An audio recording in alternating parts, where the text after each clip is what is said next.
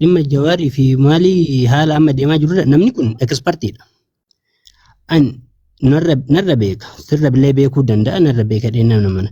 Akkana godhuu qaban jedhaani akkas gochuu qaban garuu dirqama jechuun hin danda'u. Maaliif nama narra beeku waan kalee osoo hin taane anaan ati anaaf sihin har'a beeynu waan ijaan dalagee nutti argisiise osoo beeynu wanna namni abaawu waggaa 150 ol hooma nu qabsooyte wanni abaawu nu goote illee ni jira. Fakkeenya maqaa qabsoo fi Oromiyaa akka illaa qabnan wanni nu goote ni jira ni beeyna waan haallu miti waan kaannu miti.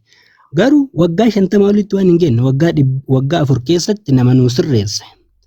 Ol qabuu fi gaqqabuu osoo hin taane inni akka barbaadetti itti amanuu danda'a yaada isaa akka barbaade gochuu danda'a yookiin akka uummanni jaalatu gochuu danda'a. Akka uummanni jaalatu uummanni waan jala deemu ni beeka abbaa dhaga'ullee. Kanaaf yaadni kiyya akkuma haguma fedheyyuu taanan osoo wal dhiibuu baannee wal arrabsuu miti. Walqee kun rakkoon qabu abbaan barbaade akka barbaadetti Jawaarillee haa qabu. Namni nama si ol jiru qeeqa malee nama si gadi jiru qeequu hin dandeettu. Wal arrabsuu irra wajjin osoo yaada walii wal qeequu yaada walii fudhannee irra jedhu yaada nan qabaa jechuudhaaf hin jedhee. Haganuma ani keessayyuu gaafii mata nan gaafachuu dhufe. Galatoome ayyee hedduu ta'a galatoome. Itti aansuudhaan lassi Zayid jirta Zayid Hussein. Ana dagatte Joma ana dagatte having give my idea. Gaafii takka Lakki Jamal si dura Zayid jira. Ayyee. Hin daganne. Gudarii irraa sii kennan jettee turtee jira yeetu. Tartiibaan hin deema. Si dura Zayid sagalee bane maayikii banadhu yoo na dhageessi. Jira Jamal Galatoomii kanaan dura waggaa almost 2 ka deemu waa'ee sponsor Ameerikaatirra si beekaa ture si ilaalaa ture si caqasaa ture nama kajeelu waan taateef miillan ammoo gamanaan dhufteertaa Middle East analysis godhaa turtee amma ammoo gamana dhufteera gamana dhufuun kan kee baay'ee gaariidha hedduu agartee mooraan tun irraa gabayaan tun waa itti gurguratanii irraa bitanii baga dhufte siin jedha. Itti aansuudhaan miidiyaa kanarratti heddullee dubbachuun naan tolu ture kana dura yeroo hedduu wantoota tokko yoo jedhellee numan dhusaa gudarfaa illee dhufanii tuma nu bira kutanii biyyatti illee bakka jirrutti illee nu gateen nu bira kute. Anyway amma waatuma taana qabe beeyta asirratti jaalsaamiyaa yoo argu ani gartee amma maammeen tu hin hin beeke namuma biraa see hordofaan turre duraan gartee fageen irraan hin beekaa kallatti illee wal beekuu yoo baanne fageen irraan hin beeka ture niin hordofa ture. Amma waan gartee qeeqaa wal qeequun akkuma jirutti taate duratti gudar waan tokko jedhee ture waan kana ammaa hojjechuu dhabe numaa hojjechuu dhabnee jedha ufiif qeeqaa dhaaba keessan qeeqaa jedhe. Wanti sun dhugaadha anillee maa hojjechuu dhabee ilaa har'aatitti waan kana niin beekaa maa dubbachuu dhabee jedhee ufiif qeequ jira. Ifii kiyya of qeequ jira tiktaak waggaa 4-5 dabre ilaalu jira hordofu jira maaf itti hojjechuu dhabee waa'ee saba kiyyaa dubbachuu dhabee jedhetti ufii akka dhuunfaa akka nama tokkotti ufii uf qeeqaa jira. Sigale isaanillee miseensa dhaabati dhaabni keenya maal hojjete irratti uf qeequtu isaanirra ture nama tokko namatti qeequrra nama isaan jala deemaa ture qeequrra ifiif qeequdha waggaa 20-30 keessa jiraachuu isaanirra jiraa dhaaba kana keessa Jowaar gaafsan xiqqaadha daa'ima 2002-2003 Jowaar nama iskuula baratu isaan nama dirree qabsoo kana keessa jiru. If qeequu isaanirra ture dhaaballee dhaaba ofii qeequu isaanirra ture maal hojjannee jedhanii if qeequun wanna namni tokko hojjete nama tokko qeequun namicha ni jabeessa garuu nama mootu jala deemu nama waa hubatu discourage godha jechuun nama waa hubatuuf waa beeku jala deemu discourage godha qeeyni yoo itti hammaatu. Kanaaf if qeequu isaan miseensa dhaabaa waan ta'aniif namoonni biroo deeggaraan jiraachuu mala akkanaa deeggaraan tokkoffaa lamaffaa sadaffaa ta'ee jiraachuu mala miseensonni dhaabaa garuu Jawaariin qeequuf odoo quba ol qabuu baatanii because of waan isaan dalaguu malan dalage duuban dhufee jechuudha. Kanaaf dhiifama maqaa dha'uufillee dhiifama naa godhanii qeequu wanni maqaa dhaabatii waan ta'eef maqaadha namni hundinuu maqaadha jira. Inni itti aanu takkitti illee Joowar Addis Amaallee waa'ee Wallaggaan dubbannee jiran. Ani dirree baqaa keessa jira. Biyya bilisaa keessa illee jiru, biyya tiyya keessa illee jiru, dirree baqaa keessa jira. Social media kan inni hordofaa. Gaafa Jawaarii hidhamullee haga caaluun ajjeefamee hidhamullee kaachi durallee haga waraanni bosona jiru bosona galullee guutuun isaatu waan na jala tareen jiru. 2018 gaafa dirree agarta Jaal Daawud Eertiraarraa jila ofii qabatanii Addis Amiyaan fa'aallee kan jiran jila ofii qabatanii galan dirreen masqalaa waan taate ni beektan. Xiiqiin uummata keenyaa gadi yaaftee miliyoonotaan gadi yaa'anii Finfinnee dhaabbata dhorganii dhaabni biyya gale jechuudha. Korelleen biyya galte jechuudha. Bilisoomne jedhee Jawahar gaafsanii jedhan. That was the reality. Bilisoomne jira. Bilisoomne jedhe malee Jawahar walaboomne hin jenne. Ni bilisoomne jedhe. Gabroonfataa bakka sanarraa kaasanii ilmaan ufiitti gaafa sanitti kennan namni morme hin jiru. Dhaabni akka dhaabatitti adda bilisummaa Oromoo gaafa sanatti mormii gadi bahee morme hin qabu. Gradually dhaka duubatti marroonillee bosonatti hafuu ka danda'e gradually immediately nutu taayitaa kanaan mala bakka kanaan mala namni jedhe yookaan waan tokko godhan jiru. Dhaaba gaaddisa ijaarra jedhanii gaaddisa jalatti waan wal godhan arginee jirru nu marti nu hin beekna. Gaaddisa ijaarradhanii haga ambi biraan. Tole egaa amma gartee tan dabarte yeroo biraatiif haa dhiifannu amma gartee qophii boruu tanarratti yaadne kee maali jetteeti yaaddaati? Ani kan jechuun fedhu qophii tanaa Jawahar marroo sadaffaadhaan natti fakkaate tiktaak kanarratti erga dhufee baatima darbe kana keessaas dhufee gaafa dura inni dhufus maa dhufeen qeeqni itti ka'e ture Jawahar nama miidiyaati. Miidiyaa maanaajmentii akka itti maaneej godhuun beeka eessatti namallee nama hawaasa ofii al'oolee hawaasa ofiitiif rakkoo hawaasa ofii caqasee furmaata hawaasa isaa akka itti kennan dhiibbaa godhuudha. Kana waan taateef miidiyaa kanatti as dhufee miidiyaa kanarratti bakka hawaasni itti waa dhaga'u bakka wallaalalleen itti waa baratu kanatti dhufee agartee nama yaada ibsachuu hin dandeenye yookaan waan jedhu wallaalee dhukkubsatu fa'aa jira waa caqasuu ka barbaadu ibsee itti asitti dhufee ibsuuf wanni isa daangessu tokkolleen hin jiru ka kanaa gadillee yoo jiraate hatta pooppoo yoo ka pooppoo irratti hojjetamu taate pooppoo dhaqee yoo ka hojjetu taate waan hawaasati malee dhimma dhuunfaa ilillii guurata sanii miti dhugaa dubbachuuf waa'ee ililliitirrallee itti fedhii qaba jedhee hin yaadu anuuyyuu fedhii ittiin qabe anin baqataa dirree baqaa jiruuyyuu ilillii guuratuuf gadi hin baane jechuudha nin beeka tiktok tole ayyee hedduuta galatoo gaafni hin dubbannes hin jiru jechuu barbaadee dhiifama naa godhe ayyee. Uumaa lakki rakkoo takka illee qabu yaada kee qaceellotti ibsitee nu dubbattee jirta. Jamaal jirtaa miti carraan keetii itti fufii. Ni jira galatooma. Ayyee rakkoon qabu. Tokkoffaa irratti namoonni hedduun qeequmsa isa healthy. Qeequmsi bareeda garuu atuu wayita nama qeequ waa dalagaa nama qeequ warri nama qeequ including me. Taa'aniitumaan harka taa'irraa harka udaallaa qabu yaa jette Oromoo yoo mammaaktu. Taa'aniitumaan ebaluun kun maaliin waan kana godhaa jechuudha. Move. If Jawahar is going wrong way, bring the truth and prove him wrong. Akka namaati jechuu akka dhaabaatitti. Reef yaadan kenna nama yaada kennachuudhaan barbaada. Reef gaafima gaafadhee amma yaada kenna. Laal namni kuni Oromoon yoo amma reef dubbatanii waa'ee Wallaggaan dubbannee Harargee keessatti san nama hiisitee waa'ee Jimaan dubbannee waa'ee I don't want to go into that. And then amma namni as keessa I don't want to call people's name. Ammallee gandi isaa tuqamee jennaan qabsoo deebi'ee waan jedhu fa'a ammallee agartee ijoollee ganda tokkoo ijaaratee gadi bahee waan jedhu kakaasan as keessa. Jarana wanti hanga hadhaatu qileen nu naqee dukkana keessa nu naqee wanta haasaya akkanaa kan. Ani Jamaal Godii yoo Jamaalitti quba tokkochi qabe quba afurii ofitti gargalche. Quba afurii kana ofitti gargalche laaluu qaba. Ani maal dalagaa jira waan bareeda. Laal Jawahar gaafa 2018 mootummaa kun waan ta'u namtichi kun waan biyya kana godhu himee jira. Gaafsanillee akkanuma mormaatu. It is obviously waan lafa jiru. Gaafsanillee warri hadha mormu kun wallahi mormaatumaan turan. Agartee Gaaf sanni himaatu waan ture. Namtichi kun biyyattii sanallee hin tolchu. OPDO illee hin diiga. Oromiyaa illee hin diiga. Itoophiyaa illee hin diiga jennaan haa angoodhaaf waan nyitaa jedhanii. Angoodhaaf waan yoo bakka godhatan. We all say that. Nu hunda jedhaa ture. Maal akka nu jechiise beektaa? Hubannoo dhabiinsa irraati. Hubannoo inni argisan rabbi nuun ibsine wallahi. In my generation obboleessa kiyya Jamaal Dhugaastima. In my generation forget about ummata keenya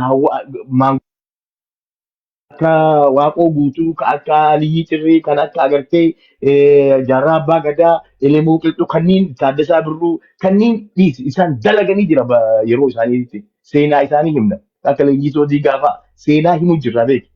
In my generation nama jijjiirama Oromoo tana walitti qabee hafuura wayii fideetiin hafuura wayii hafuura bilisummaa waggoota 50 abbootiin keenya caccabanii isaan shaamaa ta'anii nu baqanii hadhan was geenneessan namni walitti qabeetiin artikuleet godhee fidee as nu dura kaa'e Jawaar Maammadii fi qeerroo biyya keessaatiif hawaasa biyya keessaati. Tole tana barra hundi keenya ni hubanna amma qophii boruu tana irratti yaada kannadhu. Itti dhufa. Laali. Qophiin boruu Jawaar gaafa tiktookii gubbaa dhufe. Gabayaan bakka itti waa gurguratan barbaadde ati yoo ati daldalaa cimaa taate yoo daldalaa yartuu taate ganda keessa deemtee waa gurguratta tokko chirchaaroo ganda keessa deemtee yoo daldala cimaa taate tagaaffattee irraa of dura baatee bakka gabayaan kan daraaddartee achi geettee achi gurguratta. Okay? TikTokii kan dhufeetii laan ammallee waan jedhame jira. Gaafa qabsoo duriillee duriyyootuma hadha ijoollee TikTokii walitti qabe jedhan kana waliin qabsooynee jedhe Jawaar. Qeerroo qarree kana waliin qabsooynee warri suufaa booletti nuti dabalamee na yaadamu. Har'as gabayaan bakka kana jirti. Mariin amma boru deemu kunillee hawaasatu dhageeffachuu deema. Ummata dhageeffachuu deema akkuma biyyattiiti junaa onni Oromoo qofaa miti. Ati amma dubbattu kana afaan Oromoo dubbataa jirraa miti. Oromoo qofaa miti namni jala taa'ee nu dhageeffatu. Nama hedduun nu dhageeffate jechuudha. Waan kana biyyattii waan keessa jirtu saniifi goolaba biyyattiin Itoophiyaa hadha keessa jirtu kana mari'achuudhaafi. Garuu ammoo itti bahiinsi isaa maal akka jedhani haatee bareeddii jennaan karaa kanaa gadhuutti eegii jedheen. Waan boru dubbatan kootaati invite singoona filaaworii keessan fudhadhaati koota shaanu godhaa sin jedha galatoom sana wayaan kiyya. Galatoomi ayyee itti aansuudhaan obboleessa keenya turuu miidiyaa jirta. Jirra jamsa salaamu alaikum. Wa alaikum salaam wa rahmatullahi wa barakatuh. Argullee jira dhaga'uttillee jira waan arganii dhagan nama gaafachuullee hin barbaachisu gabaabsineetuma biraa deebina. Tole. Nuti qaama sadii qofa osoo hin taane nama sadii taanee deemaara nama sadii keessaa abaawoodha jedhameeti kun ammoo bilchiginnaadha kun giddu galeessa ummata jiru kana. Ummata maqaa abaawoodha kana yoo taane Oromoon guutuun abaawoodha. Moggaasa maqaa yoo ta'e keessi keenyatti ammoo bakka lama sadii qoodamneerra. Sababa maqaa abaawootiin dammoo xiqqaa guddaan keenya akka hoolaatti yookaan akka raqa fardaa farreen bineensi nyaatu sanitti nyaatamaa oolee galaa garuu moggaafa maqaa qofa ta'e malee hojiin jijjiiramee wanti bakka ga'e hin jiru. Namtichi diimaan adda dhufeetiin nama iyyisiisu kunillee sibiilaan dhahee yookaan isnaapparii mataa nama dhahee osoo hin taane warroota mataa nama dhawsan hin dhaabadhaa jedhe.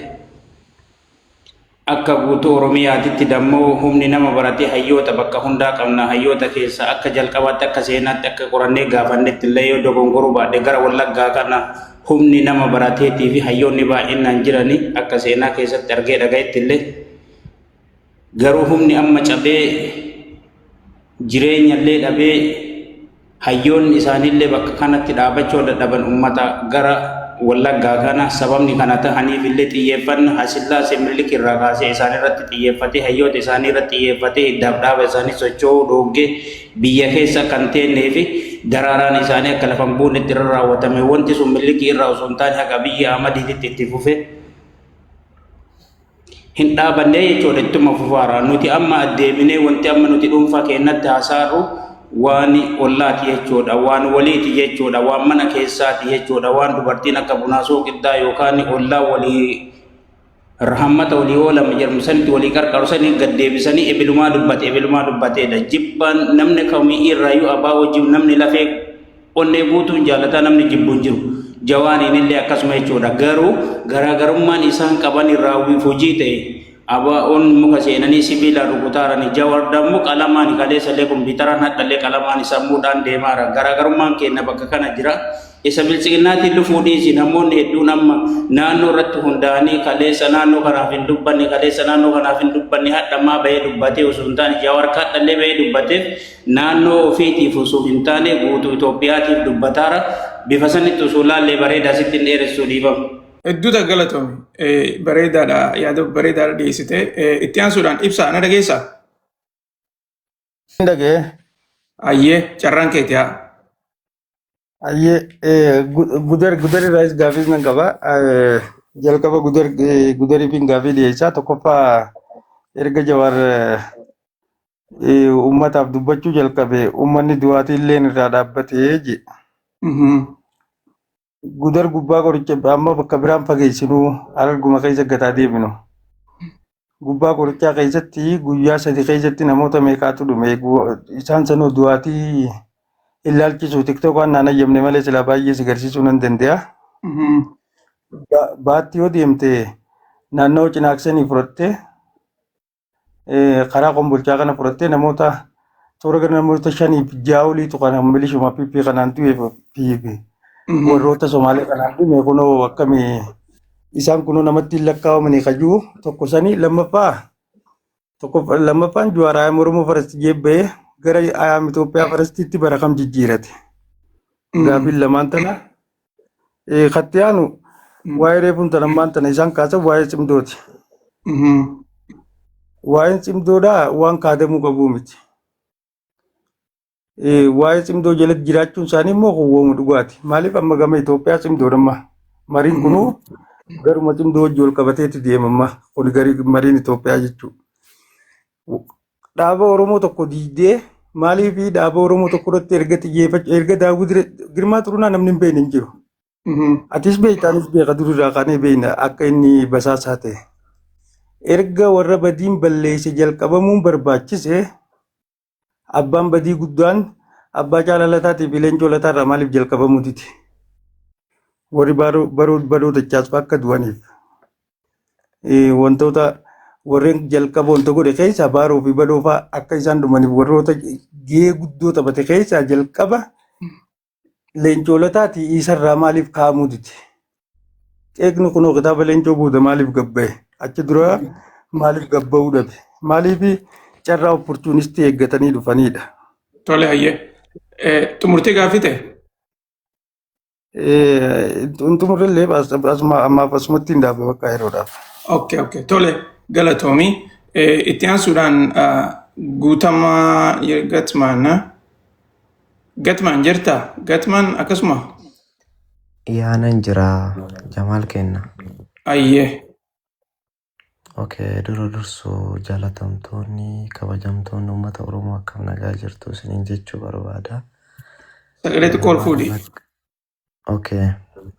Maalirra akka jirtanii fi maal akka gochaa jirtan maal akka haasaa jirtan isin jala taa'ee isin dhageeffachaan ture.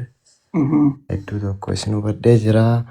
Dhimmi irraa haasa'uu jirru waa'ee Jawaarii mariin inni boruu kunii akkam ta'aadha.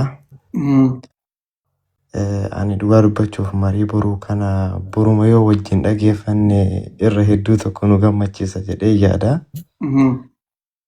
Garuu yaa namni Jawaariin ol bahee qeequ an akka mataa kiyyaatti akka Oromoo tokkootti akka guutamaatti inni iyyuu Oromoo mitiin jedha namni Jawaar qeequ. Maaliif yoo naan jettee namni No, dhageeffadhu. Nuti mana kana keessatti nama gartee Oromummaa namaa kanneen Oromummaa namarraa fudhatu akka yaadaattis ilaalla. Duruu dursoo gartee bikka san dabruu danda'u qabda. Yaada namaa gartee yaaduma namaa irratti xiyyeeffadhuu nama kana gartee yaadaan qeeqi malee abbaan fedhe Jawaar qeequudhaaf mirga qaba. Keessattuu yaada isaa irratti. Wanni nuti hin deeggarre Jawaar arrabsuudha. Yaa siin jedhee barre yaa qeequu mirga qabaa garuu yookaan. Qeequu qabaa garuu immoo oromummaan qabu jechuun hin jabaattu xiqqoo namaan akkas jechuun. Dhugaa siin jedhaani akka yaada kiyyaa siin jedhee baran namni. No akkuma yaada keetittuun baana bara akkuma yaada keetittuu nama kanaan gartee ati dhugatti oromoo miti jettee nama kana arrabsuun waan gaarii fakkaatti eeguu kasin laattu. Wallaahi mee maraafiyyuu ayyee achitti bira darbii. Gaafiin si gaafadhe bara. Yaani dhugaa siin jedha namni Jawaar dhugaa jechuudhaaf mee ati yaadi ati yeroo yaaddu namni.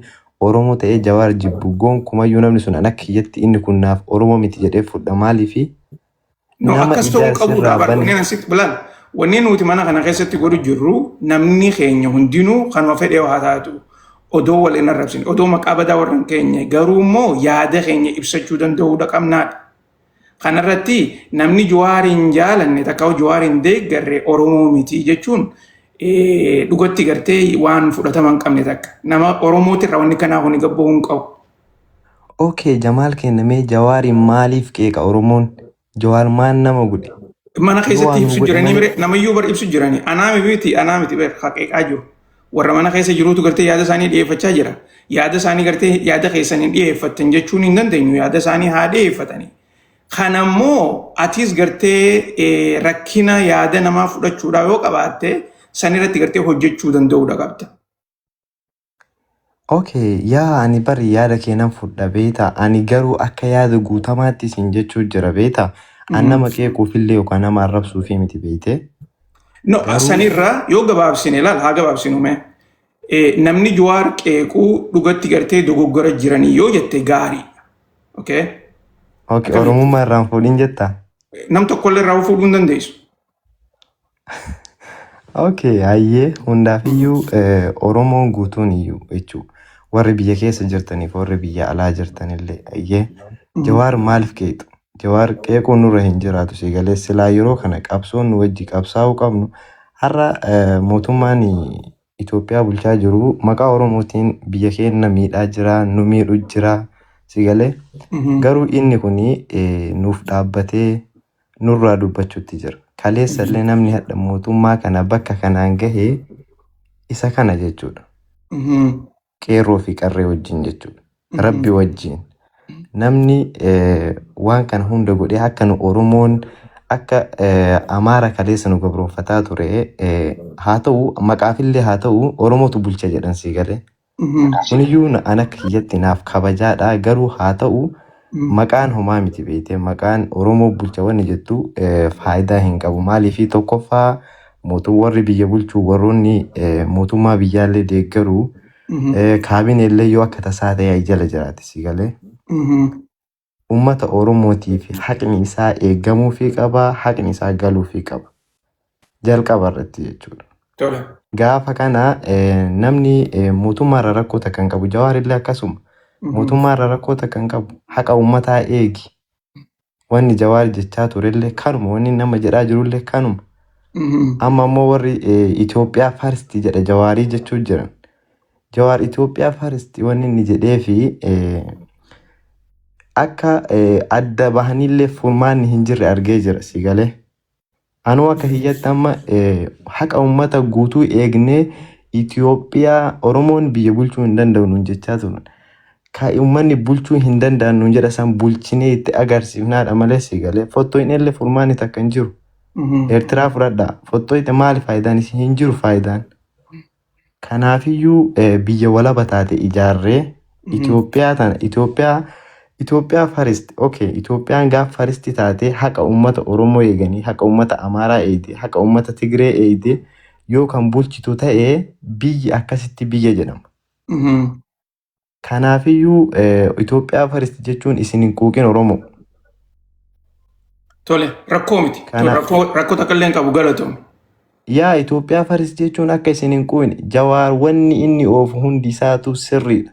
Jala deema. Jawaar nu kan gammadu baana. Tole hayyee. tole. Amin ya rabbal alamin Galatoomi balesaqiyya. Seenaati jedhu fe'ayyoo. Ayyee Saamiyaa. Okay. Amma wadde laki Jamal oguta qobs. Jamal godi daafu. Okay. dubbii miti wallahi dubbii miti waa tokko qajeelfama walichumaa fi dhiifama laali Jawaar Oromoo faristii jedhamoo Oromiyaa faristii jedhe gaafa jalqabaa adda baafadha. It's two different things. Okay. Thank you. Laala jara keenya siyaasaan teenya tun siyaasa hawwiyyaatii fi tamarree haan ta'u jirti. Yoo kana tuyxe hawwiyyaa tuyxe yoo kaan tuyxe marree haan tuyxe waa gartee waa sirrii miti kun akkanatti sirrii miti. I think kilaasii godhannee mari'achuu qabna wurii. Maaliif sadarkaa biyyaa warra yaadu sadarkaa gandaa sadarkaa kutaa warra yaadu. Kana keessa bahuudha qabna. Ilaalcha akkasiitiin harkaan aanestili nama publicly dubbatu Jamaal waa if keessa qabe waan inni ta'uun fedhu. Tokko ulaagaa Oromummaa keessa ol baasuun namni abalu qeeqee Oromoo miti abaluun sana akka Oromoo ta'e ragaa maal qabda? Kanaan si deebisaa jechuudhaanis. Fakkeenyaan jecha fidaa fi hin jee. I didn't mean it waan itti. Ammoo laki Saamiyaa laal teessaatii isaa deebisee fitiin jira garuu yaada Okay. Dala hoggawaan Oromoo dubbannu biyya faranjii tana jirraa miti. Let's start from the community. Community keessa jirru hawaasa keessa jirru keessatti namni niin arkin an Oromoof asirra dhaabbatee waa dubbataa hin jiru yoo waan biraa deeggaruu dhufe malee. Minnesootaan jiraadha, hawaasa keessaan jiraadha, hawaasa kiyya gaafa inni qabu for 1 second raafee hin beeku. Afaan guutuun waan barbaachisuun jechuudha. Amma majority warra naannawaa jiru seeno warra waltajjii hawaasaatti nagarra warra bakka Oromummaa fakkaatu akkatti nagarra jechuudha. So maaliif as dhufe ana Oromummaadhaan we have to start from where we are. Asirraa eegaluu qabna dura. Bakka jirurraa hawaasa keessarraa jechuu fedheeti. Kakara kaanii Oromoo faris Itoophiyaa faristoonni jiru. This is a business. Karaa marketing CEO anytime marketing kee jijjiiruu dandeessa. Arroo shunkurtaa magaalaa baafte shunkurtaa boroo dinnichaan baase dinnichaan. That's the way the politician plays, right? Gaafa saniitu irra bu'aa qabaateef arrammoo kanaayitu irra bu'aa qabaaf. And people has a right to choose whatever they want to be. Garuu kumaara siyaasaa saba kanarra taphatamuu hin qabuudhaan arrablamummaan deemamuu hin qabuudha. Itoophiyaatti amantaa rakkoon Oromootu waa lama kaampii lama gurguddoo kaampii Oromootii fi kaampii Itoophiyaanistumaati. Hanga kaampii lameentu wal keessa laaqamtee jirtutti dhiigni Oromoo dhangala'uu guyyaa tokkollee hin dhiisu jechuudha. Akkuma dhangalamee jira. Clearly adda wal baasee ka Amaaroo jiriiru isaa hiriiru. Kaha laaffatu haa jabaatu dhugaan hin qallattu kuma Oromoon jiru mooraa Oromoo ka amanus Oromoo sanii wajji haa dhaabbatu. Okay? Amma waa'ee abaa ofaa an keessa waan abaa haasa'uudhaaf hin dhufan akka Oromootti rakkoo Oromooti irraa hin haasa'uudhaaf dhufan waan abaa waltajjiin itti haasa'uun qaba bakkaan qabaaf san amma warri gadi hoggaan akka abaa'oon barraa mana akkas godhe barraa mana akkas godhe. Okay. Godhe yakka abaa'oon uummata Oromootiif gahee leencaa hojjete malee gahee leencaati gadi hin hojjenne. Okay? Yo abaa'oon accused tahamate dhuguma rabbiin siin jajamaadha. I'm telling from my heart. Namni abaa'oo galatan galfanne rabbii isa uumeefu galatan galfatu jeeti namana. Maaliif jennaan? Go ahead. Okay. So fakkeenyaaf dhiyeenya kana qurrama gartee gaa I think atilleen gartee gaafa sana abaa'oo keessa yeroo sanitti ni jirta jeetiin adda addaa. Jawaar gartee waan adda addaa karaa barruutiinis akkasumas viidiyoodhaa fi sagaleedhaanis waa hedduu gabbaaseeti ture.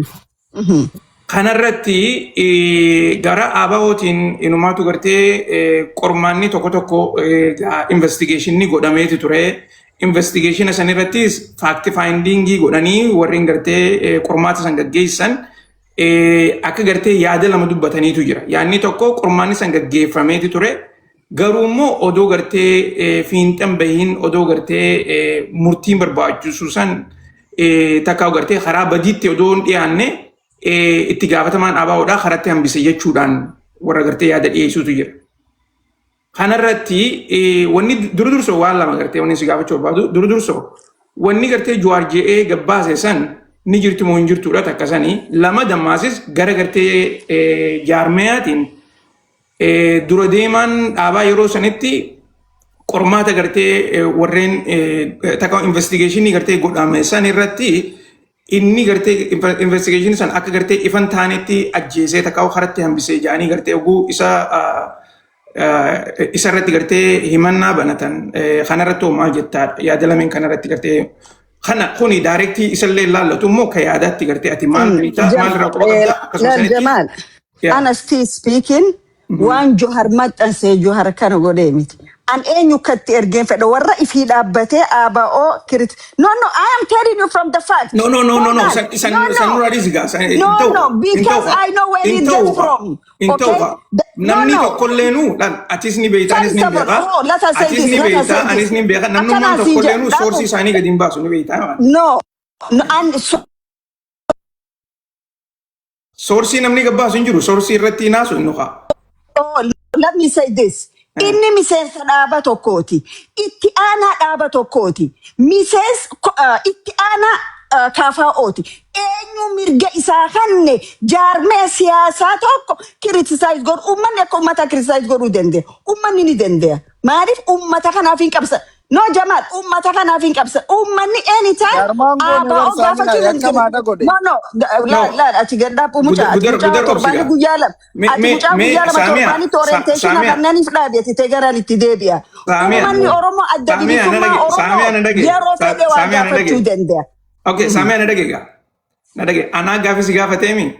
Ati hanquma beekumsa keetitti amma gaafiti yana deebisi. Please waan Jawaarii fi waan biraa gartee kanaana dhiisi yeroodhaaf. Okay, ana kamittiin fudhadha beektaa? Badiin jiraattu hanquma gartee hubannoo irraa qabdutti badiin jiraattu it is not time ummata Oromootiif ansan ammatti fardiidhaa miti jeellaan. Ummanni Oromoo gaafa waltajjii walaba bakka arkate tokko isaa habadii dalage fannisuu dandeenya. An wanin ilaalu why this issue came now.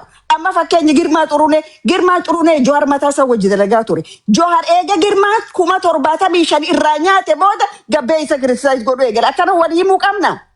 This is what we can confront. Come on, Jamal. Laki, amalal. Mee durso gaafii nasi gaafachuu jiru irratti gaanaa deebi.